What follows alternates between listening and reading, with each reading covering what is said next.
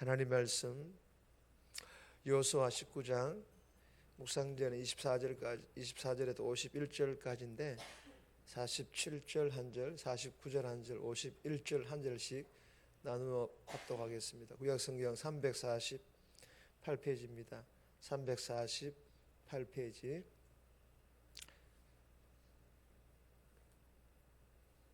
47절 말씀 봅니다. 47절 시작. 그런데 단 자손의 경계는 더욱 확장되었으니 이는 단 자손이 올라가서 레셈과 싸워 그것을 점령하여 칼날로 치고 그것을 차지하여 거기 거주하였습니다. 그들의 조상 단의 이름을 따라서 레셈을 단이라 하였더라. 49절입니다. 이스라엘 자손이 그들의 경계를 따라 기업의 땅 나누기를 마치고 자기들 중에서 눈의 아들 여호수아에게 기업을 주었으되 51절입니다. 제사장 엘르아살과 눈의 아들 여호수아의 이스라엘 자손의 지파의 족장들이 실로에 있는 회막문 여호와 앞에서 제비를 뽑아 나눈 기업이 이러하니라. 이에 땅 나누는 일을 마쳤더라. 아멘.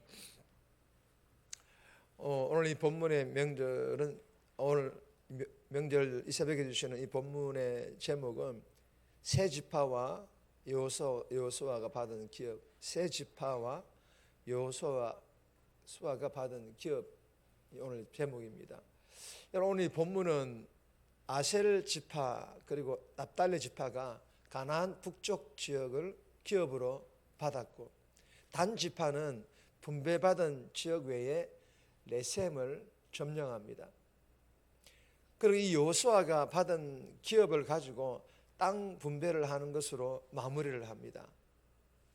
이 여호수아서를 마무리하는데 땅 나누기를 마무리하는데 여러분 이 본문을 보시면 각 지파가 분배받은 땅은 히브리어로 나할라라는 그런 단어로 즉 기업이라는 뜻입니다. 기업. 즉 이 기업은 하나님께서 허락하신 선물로서 받은 자들이 감사함으로 지키고 누리고 그리고 물려주어야 할 소중한 영적 유산, 믿음의 유산이라는 그런 영적인 의미를 담고 있습니다. 그러므로 땅이 기업이 크든 작든 지형이 좋은 땅이든 나쁜 땅이든 대적들이 있든 없든 상관없이 하나님께 주신 이 땅, 이 기업은 중요한 것이라는 것입니다. 여러분 이 중요하다라는 것은 환경과 여건이 달라도 하나님 주신 것이기에 소중한 것입니다. 넘치는 풍요도 복이지만 한계, 즉 작은 것도 하나님 주신 것이기에 소중한 것으로 여겨야 한다는 것입니다. 하나님께서는요 풍요를 통해서 섬기게 하셨으며 한계를 통해서도 교만하지 않게 하셨고 서로 연대 즉 함께하게 하셨다라는 것입니다. 그러므로 받은 복을 비교하거나 경쟁하지 말고 복의 통로로 쓰임받아 복의 근원이 하나님심을 전하는 자가 되어야 할 것을 이 본문은 전체적으로 교훈을 합니다. 오늘 명절 당일날 오늘 이 본문을 통해서 우리에게 주시는 교훈, 첫 번째 교훈은 이런 교훈입니다. 하나님이 정하신 대상과 싸워라. 하나님이 정하신 대상과 싸워야 할 것을 우리에게 교훈합니다. 40절에서 48절까지인데 47절 말씀 보시면 그런데 단 자손의 경계는 더욱 확장되었으니 이는 단 자손이 올라가서 레셈과 싸워 그것을 점령하여 칼날로 치고 그것을 차지하여 거기 거주하였습니다. 그들의 조상 단의 이름을 따라 레셈을 단이라 하였더라. 여러분 이 본문은 단 지파가 제비뽑기를 통해 받은 기업에 대한 그런 이야기입니다. 본문에 기록된 여러 땅, 즉 이 기업들은 아모리 족속, 블레셋 족속의 땅으로 아주 강한 가나안 족속들이었는데 단 지파가 싸워서 점령한 땅, 즉 기업들이 되었다라는 것입니다. 그런데 단 지파가 제비 뽑아 분배받은 땅들 중에 포기하고 버린 땅이 있는데 아모리 족속의 일부의 땅이었습니다. 이유는 아모리 족속들이 땅을 빼앗기지 않으려고 거세게 압박하였기 때문입니다. 그렇게 하나님 주신 땅을 버리고 갈릴리 호수 북쪽 끝으로 안전하고 풍요롭고 또 풍요로운 이 네셈이라는 땅을 발견하고 그것을 단지파가 싸워서 점령한 것입니다. 여기에 대하여 기록된 사사기 1장 34절에 보면, 그리고 18절에 이렇게 기록되어 있습니다. 그리고 네셈의 또 다른 이름은 라기스였다고. 여러분, 이 단지파는 진짜 싸워야 할 즉 제비를 뽑아 하나님께로부터 받은 땅, 즉 기업들이었는데 이 적들과 싸워서 물리치지 못하고 애꿎은 대상을 적으로 만들어 점령하여 짓밟았다라는 것입니다. 사랑하는 여러분, 명절 당일 오늘 이 새벽에 이 본문을 통하여 우리에게 주시는 교훈이 무엇일까요? 우리가 싸워야 할 대상은 내가 정한 대상이 아니라 하나님께서 정하신 대상이라는 것입니다. 즉 이웃이 아니라 형제 자매가 아니라 넘어지게 하는 어둠이 악한 영들이며 유혹하는 이단들이며 수많은 죄들이며 특히 우리가 잘 분별하지 못하는 내 마음 안에 있는 그 죄들 가운데 있는 미움입니다. 오늘 명절 당일인데 오랜만에 형제자매 친척들 고향 사람들 만날 텐데 혹여나 싸우지 않기를 바랍니다. 요즘 참 살기 힘든 그런 때이지 않습니까?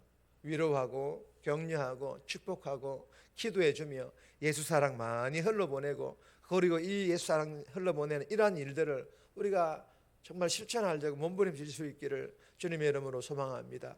그리고 믿지 않는 가정일 경우 제사를 지낼 텐데 영적 싸움에서 이길 수 있기를 바라며, 고난은 술을 단호하게 받아 먹지 않고 이기기를 바라며, 특히 마음에 들지 않아 마음속으로 미워했던, 아니 말로 행동으로 표현하여 상처를 주었던 가족, 그런 친척들이 있다면 이번 명절에는 마음속으로 미워했던 것도 죄임을 알고 회개하고 회복하여서 정말 예수님 사랑 실천하는 그런 복된 명절 보낼 수 있기를 주님의 이름으로 축복합니다.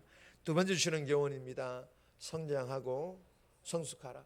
성장하고 성숙해야 할 것을 우리에게 교훈합니다. 49절에서 50절까지인데 49절 말씀 보시면, 이스라엘 자손이 그들의 경계를 따라서 기업의 땅 나누기를 마치고 자기들 중에서 눈의 아들 여호수아에게 기업을 주었으니. 여러분, 이 본문은 갈렙의 요청으로 요단 서쪽의 땅 분배가 시작되었고 여호수아가 기업을 받는 것으로 이 땅 나누기는 마무리를 하고 있는 그런 내용입니다. 여러분, 이 갈렙과 여호수아는 참 멋진 동력자로 마지막 순간까지 자신들의 기업 경내에 있는 척박한 산지를 개척하고 무너져가는 성읍들을 재건하였습니다. 여러분, 이 갈렙과 여호수아는 가나안 땅을 정탐했던 40여 년 전의 믿음 그대로였다기보다 오히려 성장하고 성숙하였습니다. 이 두 사람의 변함없는 믿음은 하나님께서 그 땅, 즉 가나안 땅에서 자기 백성들에게 어떤 삶을 기대하는지에 대한 모범 답안이었다라는 것입니다.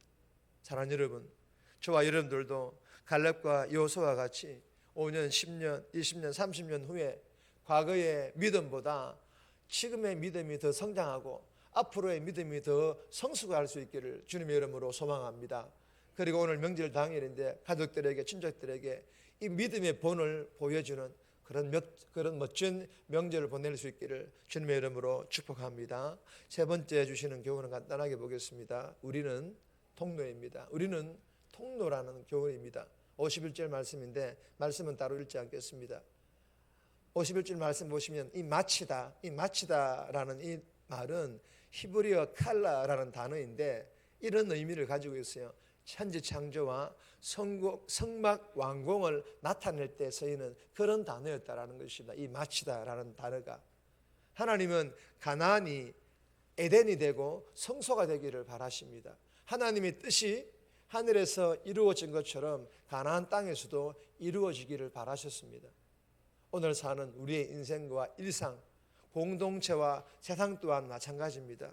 우리는 이 일, 우리가 머물고 있는 그곳에 하나님의 뜻이 하늘에서 이루어진 것처럼 그곳에서도 이루어지기를 바라는 이 일, 우리는 이 일을 위해 이곳에서 살아가고 있음을 알고 그 일들을 이루는 일에 있어서 저와 여러분들이 통로로 하나님의 손에 붙들려 쓰임받는 그런 통로로 쓰임받을 수 있기를 주님의 이름으로 소망합니다. 정리해야 합니다. 마음으로 미워했던 가족 친척들에 대하여 회개하고 회복하여 예수사랑 실천하고 악한 영들과 싸워 이겨 우상 숭배하지 않는 복된 명절 보내게 해달라고, 지금의 믿음을 잘 지키고 5년, 10년, 20년, 30년 후에 믿음이 더 성장하고 성숙하고 오늘 명절 당일인데 믿음의 본을 보여주는 그런 복된 명절 보내게 해달라고 이 새벽에 기도하며 그렇게 살아갈 수 있기를 주님의 이름으로 부탁드립니다.